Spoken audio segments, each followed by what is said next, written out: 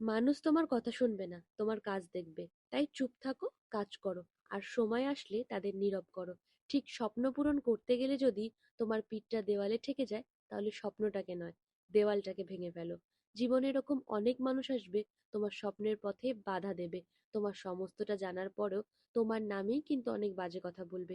তাই তাদেরকে উত্তর দিও না, কারণ তারা তোমার কাজ দেখার জন্য এমনি বসে থাকবে।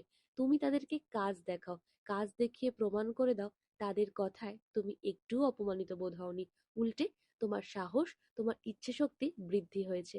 জানো তো, আমাদের বিষয়ে সেসব মানুষেরাই কুকথা রটায় যারা আমাদের খুব কাছের এবং পরিচিত। তারাই কিন্তু আমাদের বিষয়ে সমস্তটা জেনে বাজে কথা রটায়। তবে তাদের কথায় খুব একটা বেশি গুরুত্ব দিও না, কারণ কিছু মানুষের কাজই লোকের বিষয়ে বাজে কথা রটানো। তবে আমি এই বিষয়টাতে একদমই অভ্যস্ত হয়ে গেছি, কিছুই মনে করি না।